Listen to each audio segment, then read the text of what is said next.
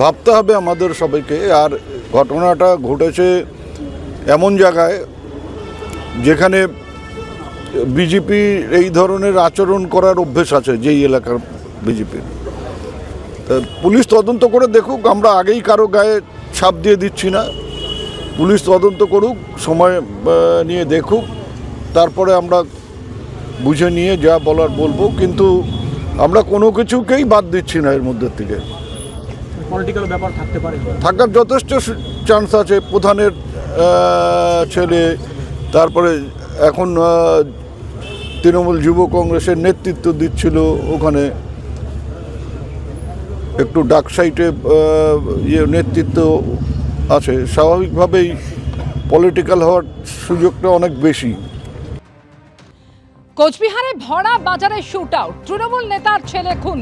এবং যেটা জানা যাচ্ছে যে ভরা বাজারে বিকেল 4টে নাগাদ এই ঘটনা ঘটে। একেবারে পয়েন্ট ব্ল্যাঙ্ক রেঞ্জ থেকে গুলি করে খুন করা হয় তৃণমূল নেতার ছেলে অমর রায়কে, যিনি যুব তৃণমূল নেতা। কোচবিহারের ডোডেয়ার হাটে ভরা বাজারে গুলি করে দুষ্কৃতীরা। ডাউয়াগুড়ি গ্রাম পঞ্চায়েতের তৃণমূল প্রধানের ছেলে, তাকেই খুন করা হয়েছে এবং ঘটনাস্থলে মৃত্যু হয় পঞ্চায়েত প্রধানের ছেলে অমর রায়ের। জানা গেছে হেলমেট পরে সেই সময় দুষ্কৃতীরা আসে এবং বাজারের মধ্যেই পরপর গুলি চালায় তারা। ঘটনাস্থলে একজনের মৃত্যু হয় এবং আরও একজনের অবস্থা আশঙ্কাজনক বলে জানা গিয়েছে।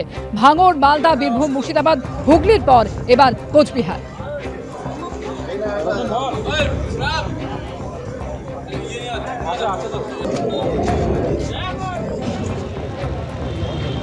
একেবারে প্রকাশ্য দিবালোকে কোচবিহারের ডোডেয়াহাটের ভরা বাজারে খুন হলেন তৃণমূল নেতা অমর রায়। আজকে তাকে এইখানেই, ঠিক এখানেই তাকে গুলি করে খুন করা হয়। প্রত্যক্ষদর্শীরা বলছেন যে বাইকে করে এসেছিল, মাথায় প্রত্যেকের হেলমেট ছিল এবং সেখান থেকে একেবারে পয়েন্ট ব্ল্যাঙ্ক রেঞ্জ থেকে তাকে গুলি করা হয় এবং ঘটনাস্থলেই তার মৃত্যু হয়। এবং তার এক গাড়ির চালক তার সাথে উপস্থিত ছিলেন, তারও পায়ে গুলি লেগেছে এবং তিনি বর্তমানে এমজেএন মেডিকেল কলেজ হাসপাতালে চিকিৎসাধীন রয়েছেন। এবং এই ঘটনার পরেই কিন্তু বাজারে আতঙ্ক ছড়িয়ে পড়ে, ব্যবসায়ীরা দোকানপাট বন্ধ করে দেয় এবং পরে ঘটনাস্থলে পুলিশ এসে তার দেহ এখান থেকে উদ্ধার করে নিয়ে যায়। এবং ঘটনার পরেই কিন্তু পুলিশ সুপার সহ পুলিশের উচ্চপদস্থ আধিকারিকরা ঘটনাস্থলে আসেন এবং পুলিশ সুপার যেটা জানিয়েছেন, এই ঘটনায় একজনের মৃত্যু হয়েছে এবং একজন আহত হয়েছে। কিন্তু কী কারণে এই গুলি চললো সেটা কিন্তু এখনও পর্যন্ত পরিষ্কার নয়। এর পিছনে রাজনীতি রয়েছে না কোনো ব্যবসায়িক সংক্রান্ত কারণ রয়েছে সেটা কিন্তু পরিষ্কার নয়। তবে ডাওয়াগুড়ি এলাকার যথেষ্ট প্রভাবশালী নেতা ছিলেন এই অমর রায় এবং তার মা কুন্তলা রায় এই ডাওয়াগুড়ি এলাকার কিন্তু অঞ্চলের তৃণমূলের প্রধান এবং স্বাভাবিকভাবেই সেই এলাকায় কিন্তু যথেষ্টই প্রভাবশালী নেতা ছিলেন অমর রায়। স্বাভাবিকভাবেই প্রশ্ন উঠছে অমর রায়ের এইভাবে দিনে দুপুরে হত্যার পেছনে কী কারণ থাকতে পারে।